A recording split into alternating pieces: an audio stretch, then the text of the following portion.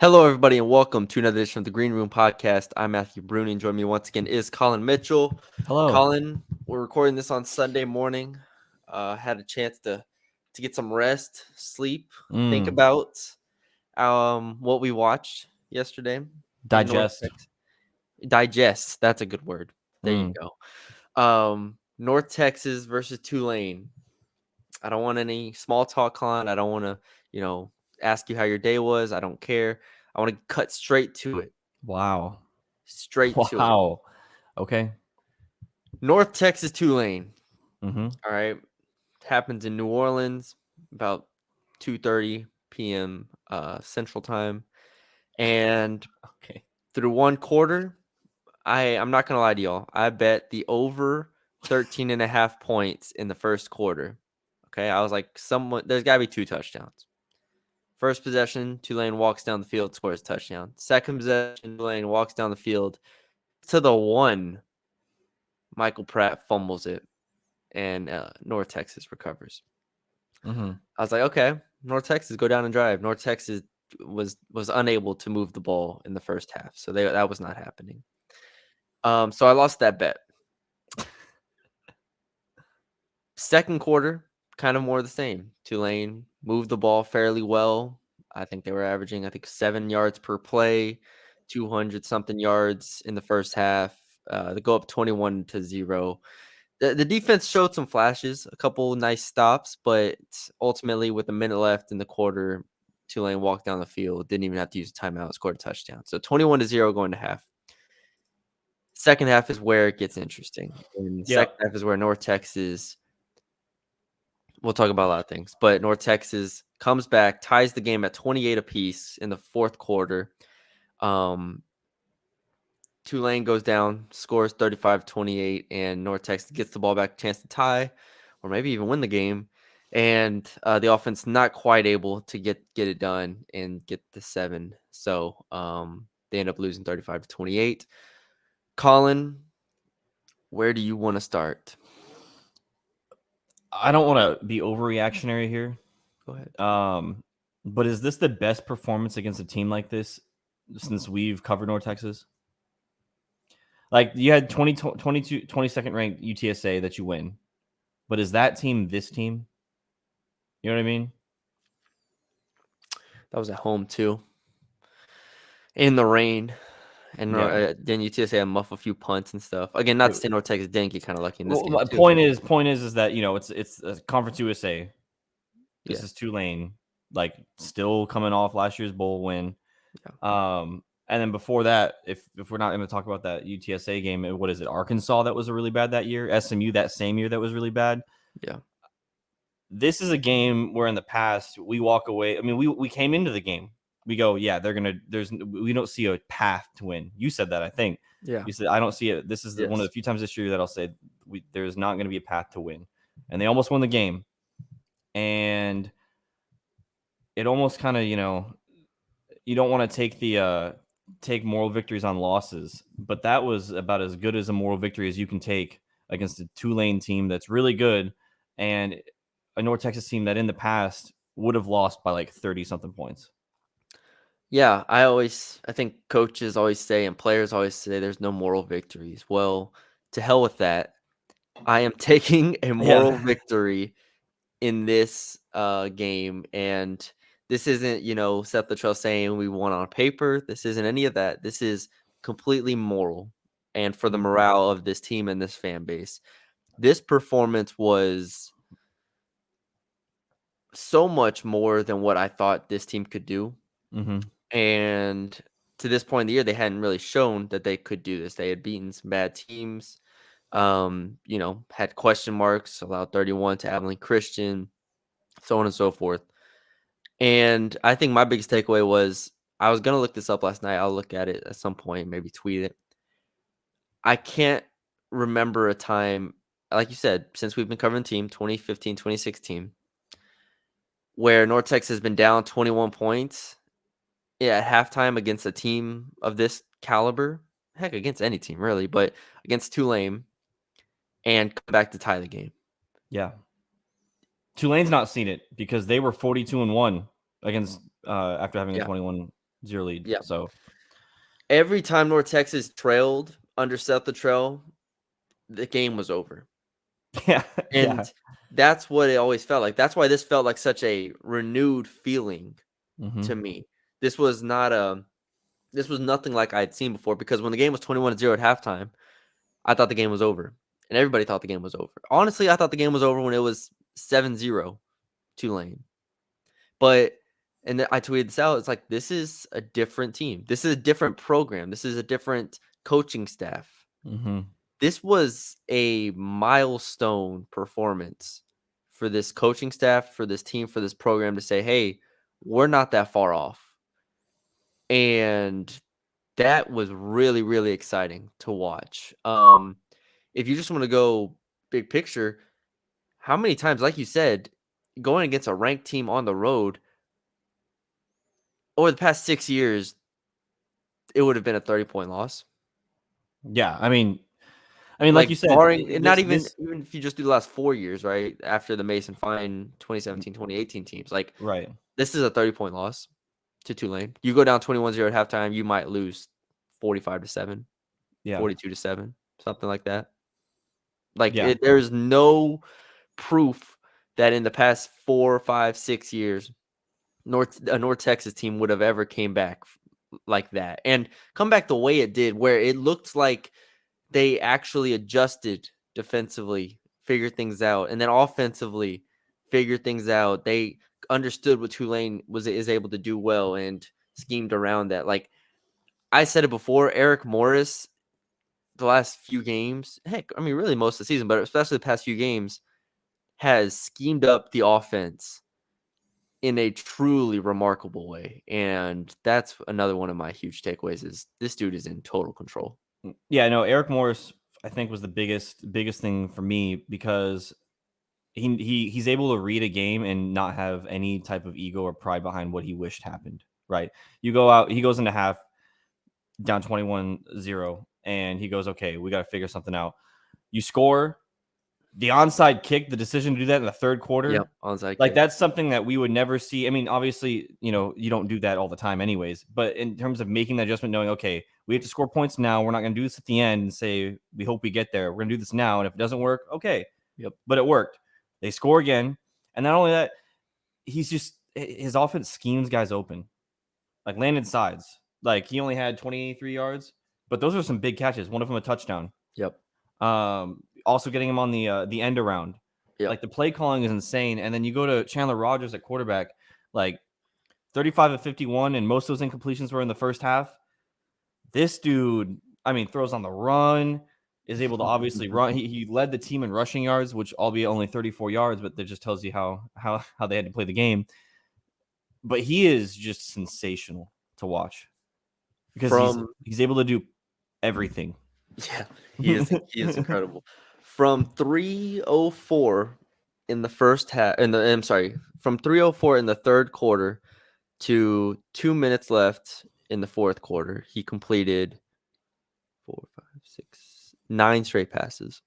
Mhm. Chandler Rogers did. And like you said, for the game, 35 of 51. How many of these came in the first half? 6, 7, 8 of the incompletions came in the first half. Yeah. I mean, this Chandler Rogers is everything we thought he'd be, we hoped he'd be. There's legitimately, I'd have to go through the American, but like, I'm not taking Seth Hennigan over him at Memphis. Michael Pratt at Tulane is a good quarterback. He uses his legs well as well. So it's like, but that's the tier I'm putting him in now. SMU, Preston Stone, I think I'm putting him probably above Preston Stone, or at least in that tier. There's not many quarterbacks in this American conference. Like, Frank Harris has not been good this year. Right. I'm put him in that tier. As far as the top 4 or 5 quarterbacks in the American, he is in that conversation to me. And for anybody who's been paying attention, he should be in that conversation, because the offense this entire season has been really good, and they just dropped 28 points on Tulane in one half. And no Yeah. defensive touchdowns. Like, yeah, they got Yeah. the onside kick, but no defensive touchdowns, no special teams touchdowns. They went and scored the ball 4 times in the second half. And, the fourth down, and they did it without a run game too. Let's talk about that as Yeah, well. I I mean, mean, this 83 game total yards. this game was exactly what we thought it'd be in terms of, all right, you're not going to be able to run the ball. They weren't. Iowa Day, 3.7 yards per carry. He did have the 18-yard touchdown run, but his other 6 runs went for 8 yards. Oscar Attaway, 8 rushes for 15 yards. Chandler Rogers was really the only one who got loose, and those were all scrambles pretty much. So 34 yards on 8 attempts. They weren't able to run the ball, which we said was going to happen. And then we said, all right, well, they're going to have to block. And I actually think the offensive line did a really good job for the most part in pass protection. There were some times where Tulane would get a free rusher. I think teams are just going to blitz North Texas because that's kind of what Tulane did. Yeah. But they kind of did, especially in the second half, they did a much better job picking up the blitzes and giving Rodgers time. So credit to the offense, credit to the scheme. This was, and I want to reiterate, Tulane, in my opinion, is an exceptional defense. Yeah. This is the best defense they're going to play this year. This is better than Memphis, SMU, like UTSA. This is the best defense they will play this year. And to score 28 points in a half, you have to be excited. You have to be excited. I understand people don't like losing, but this was a game I thought North Texas was going to lose by 25 points. They lose by 7. Yeah. And we're tied late in the fourth quarter. Yeah. Like, I don't. That was awesome. If we want to flip it defensively, I was so impressed by the run defense of North Texas. And it wasn't consistent. There were No. times Mekhi Hughes and Michael Pratt, they got loose and they ran the ball and they broke some big runs. Yes, it was not consistent, but it was enough to where they would get 2 to 3 stops in the run game in a row, and it would force Tulane into a 4th down, or it would force them into a tough 3rd down, or it would get the stop Yeah. on when they needed it. And that was a huge step forward because they didn't go to a 4-down front. They were still in the 3-3-5, and I was like, "How are you going to stop this run game?" Yeah. And they did. Kind of. And I mean, they still had 245 yards. no, they on the ground. still ran the ball. They still ran the ball plenty, and I mean, but they ran the ball 48 times for 245, like 5.1 yards per carry. If you tell me Tulane rushes for that, I would have been okay with it. Yeah. Honestly, like this is a really good Tulane team that I watched gash Ole Miss. Like they've gashed a lot of teams they played, and again, it wasn't perfect, but this didn't look like the worst rush defense in the country anymore. And that's Mm. what we talked about is with Eric Morris was, all right, you lose a game or you lose a couple games early in the year, you lose to Navy. How do you show improvement? And this, especially defensively, offensively, we kind of talked about it already. They're scheming things up really well. They're picking up blitzes, whatnot. Defensively, which credit to Capone and them, they have figured out how to stop the run or at least slow down the run in spurts. And it comes with filling your gaps, comes to your eyes like that. This is all stuff that's taught Yeah. because the personnel has not changed. Right. The personnel is not getting any better here. They have figured out a way to at least be competent in the run and not be the worst in the country. And that's the reason they were able to get back in this game. I mean, they had some TFLs in this game. I don't have I think they had 3. 3 TFLs. 3, Like yeah, they 3 were, TFLs. yeah, they were somewhere. It was like, oh my gosh, this was an actual play that they needed, and they got it. They got the stops that they needed to come back in the game.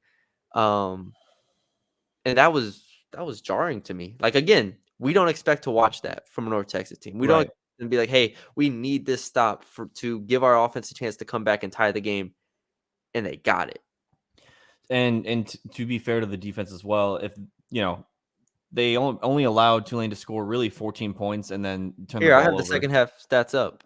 Okay. They allowed 165 yards to Tulane in the second half. Only 3.6 yards per rush to Tulane had. 8 of 9 for 85 passing yards. 5 of 8 on third downs for Tulane, which is still big. I mean, Tulane ended up being real efficient on third downs. Most of them were short yardage stuff. Only 5.3 yards per play. Like, this was defensively in the second half. I can't ask for anything more.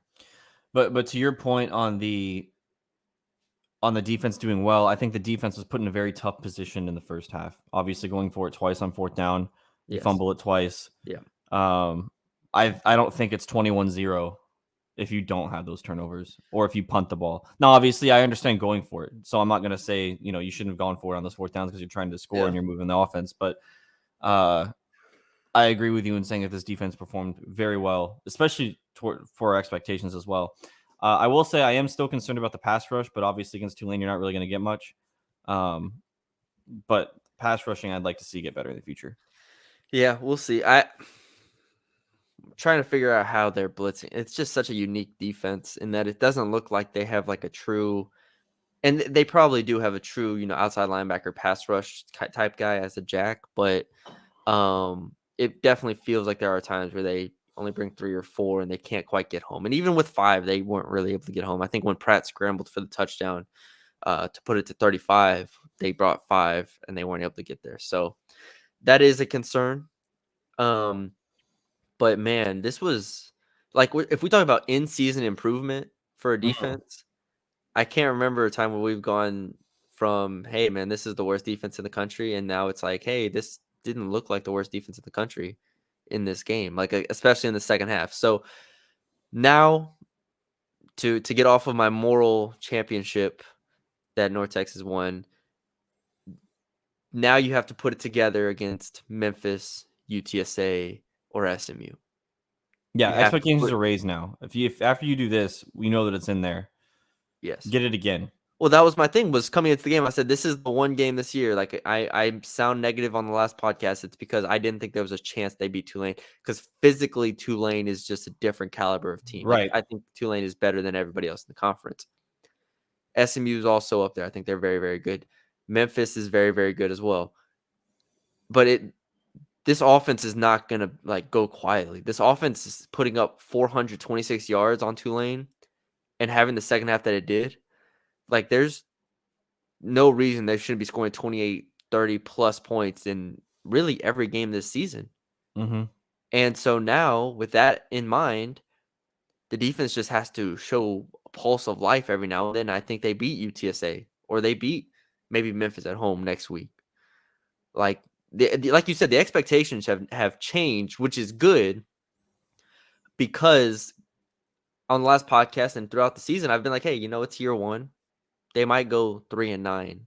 That's just kind of is what it is. But this is a very impressive comeback performance that showed flashes of something I have not seen from a North Texas team, maybe ever in my Yeah. time Yeah. covering the team I think since overcoming 2015. diversity is the thing that we haven't seen. Adversity, Colin. Adversity? Adversity. Oh no. Adversity. Yo, Oh time out. no. No. we No. can't. When I We. said that too, I was like, that is not Oh my god. overcoming diversity is Oh crazy. no. Oh Lord. Adversity. We support diversity on this podcast. Colin does not speak for the podcast. We support diversity, Unbelievable. and we would. Unbelievable by me. I'm sorry. You should just take a point away from me from the pick'em for that. That was tough. Yeah. When I said that, I was like, that does not sound right at all. Overcoming diversity is great. Adversity. Overcoming Oh my gosh. adversity. Feels like something I'd see from my uncle on Facebook. Oh no. Overcoming diversity is crazy. Oh my gosh. Oh. Anyways, let's just skip right past it. Let's just skip right past it. Anyways, Act this like it never team happened. Wow, that was good. overcomes adversity Diversity. very well, especially for a first-year team. Yeah. And I think that is something that I don't think we've seen from any North Texas team since we've been covering the team, is their ability to get over difficult situations. Yes. All right. What else? Anything else on this game? I'm trying to think. On the specific game, no. No, I do want to give a shout out to a couple of individual defensive players.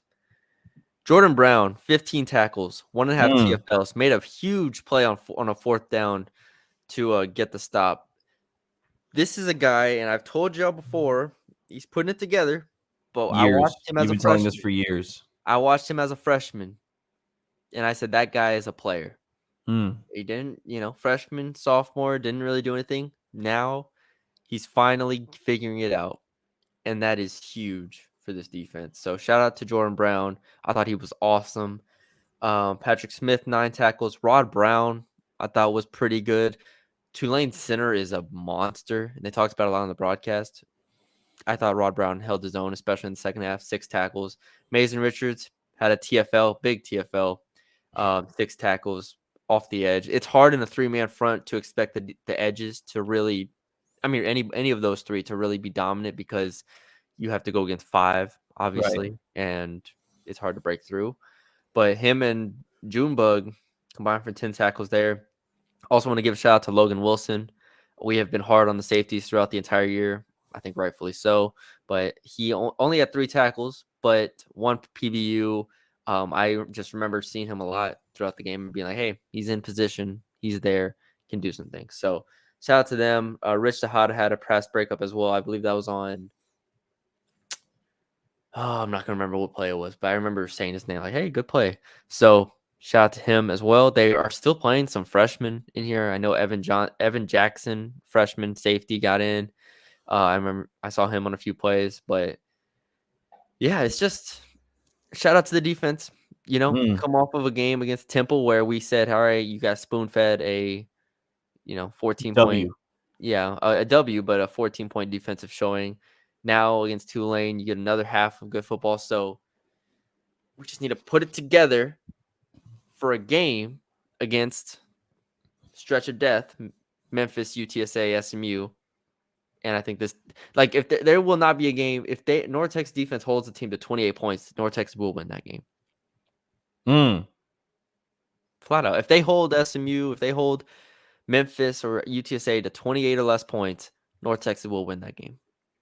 Because none of those defenses are as good as Tulane's. And I have complete faith in Eric Morris right now to win the game with his offense. And I do really want to talk about that 4th down call at the end of the game, the one that ended up not being complete. Yeah. I wish they would have ran it. It looked like a lighter box, and I understand you have not been able to run the ball for 2 yards the entire game. It just looked like such a light box. I'm like, you have to find something there, or maybe read option it, something. I thought they could have ran it.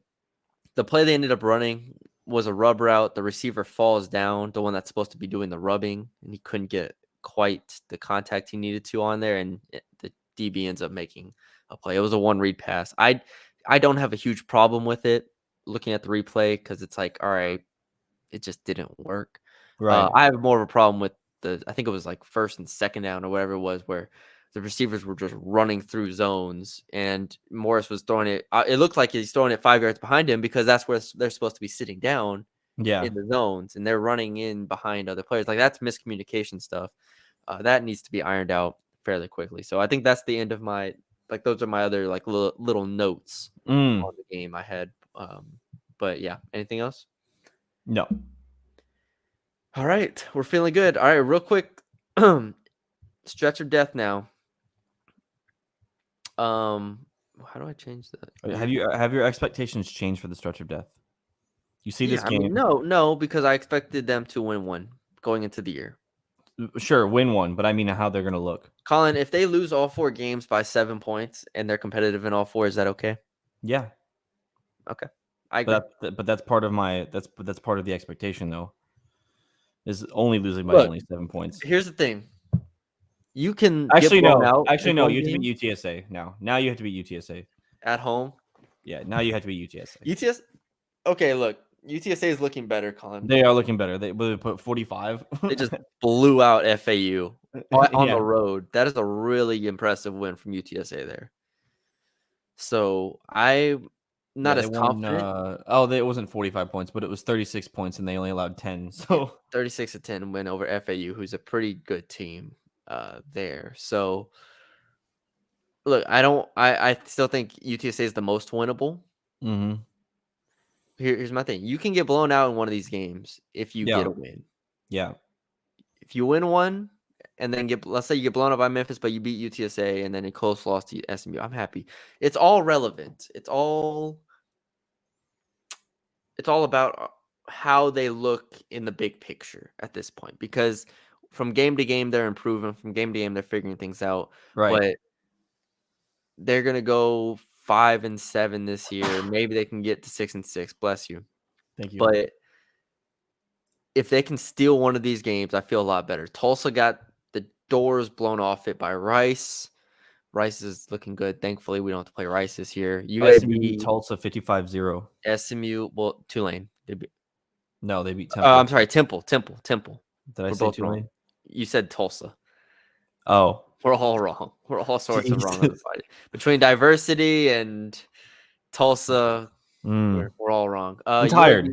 UAB hung in there with Memphis, so I thought that was a pretty impressive performance. UAB is looking like a tough out, and I say that I think they got outscored 24-0 in the second half and lost 45-21, but still hung in there for a half. I only watched the first half, so that's why my perception is skewed. So yeah, we'll see. We'll see. We'll have Memphis preview up probably Wednesday or Thursday, depending on what we do. We're going to try to have another guest on this week as well. Another 2 p.m. kickoff for North No Texas. respect. No I respect. don't know if that's no respect. I think that's good. And also, I want to give a shout out. Last 3 games have been Navy on CBS Sports Network, Temple on ESPNU, and Tulane on ESPN2. Shout that's the wonders of the American, Bruni. We get actual exposure. This has worked. This has flat out worked. You know what? I'd hate for us to have to watch a Conference USA game on a Tuesday or whenever they play. I don't know when they play. Yeah, no, they play on Tuesdays and Wednesdays. It is very weird. It's very weird. I would actually hate myself. Yeah. I get why they're doing it because they're actually Because there's nothing else on TV. Yeah. nothing else on TV. So Right. people, But I would still hate it, especially with those terrible broadcasts. Oh, well, yeah, I would also just hate being in that conference and you have to play, Jacksonville State and UTEP and non-competitive teams. So this is big. This is big. Yeah, we'll see what Eric Moore says in his press conference this week, and we'll get back to y'all then. Pick them, Colin. Pick them. You're supposed to remind me. I was just about to. Where are we at? All right, let me get this box score up. All right. Tulane, North Texas, pick them. North Texas forced turnovers, over under 0.5. Colin said under. I said over. It was easy. Over. So there's a point for Bruni. North Texas sacks allowed, 4.5. Colin said under. I said over. It was under, right? Chandler Rogers was escaping. Only 1 sack. Yeah, he was good. Thank you, Chandler Rogers. You saved me. Rogers. That man is really. Chandler Rogers interceptions, over under 1.5. I said under. Colin said over. It was under, correct? Yes. He only had 0. He had 0. Yeah. He had the fumbles, but he had no fumbles. Oh, he did have a fumble. It just wasn't lost. That's what it was. Yeah, that was on the exchange. Yeah. And then Tulane over under 39.5 points team total. I said over. Colin said under. Colin gets that one. So there you go, 2-2. And then the score prediction: Colin had 39-21 Tulane. I had 45-20. Colin is closer, so Colin wins the week 3-2. Yes. And now moves to 2 down or 3 down. You're not 3 down. Oh, okay. Right. Bruni 18, Colin 15. Just gotta chip away. I'm a little nervous. This week got you a little nervous. Man, I feel like I had that. Just need 1 week where I get 2. Just 1 week. 1 week where I get 2.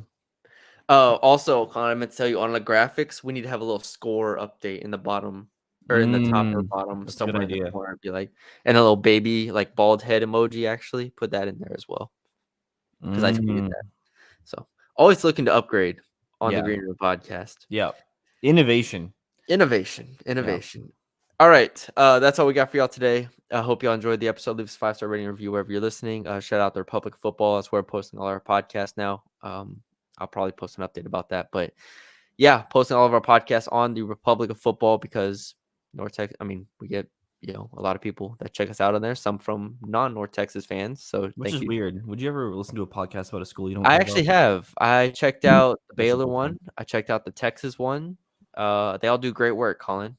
They all do great work, but I've never brothers. I've never been like, yeah, let me listen to this Baylor podcast because I care about Baylor. You know what I mean? Well, if you want to learn about maybe I'm just not a college football fan. For example, Texas and Houston just played a great football game. Yeah, but I wouldn't listen to a podcast. Maybe I want to go. Well, there's college football. Yeah, but you're also a closet Texas fan, so pick a different team. I'm not. That's not true. He's lying to you. He's lying to you all. Don't listen. That is buried deep inside of me. All right, 9-year-old me. It was like I remember one year. It was like 3 years ago, and like I like gave you like an ultimatum. I was like, "You want a Texas win this week or a North Texas win this week?" And you were like, "Texas." That was not 3 years ago. That was about 6 years ago. It wasn't 6 years ago. We didn't do a Yes, it was, podcast 6 years because ago. I'm 25 right now, and we were probably 19. Well, 3 years ago. My Tex fandom died in like when I was 20. So 5 years ago. We'll say 5 years ago. Okay. Sure, Colin. Sure. 5 years ago. 5 years ago. Okay. That's it. That's all we got for y'all today. I hope y'all enjoyed it. Have a great Sunday. Have a great Monday whenever y'all listen to this. And we'll talk to y'all later.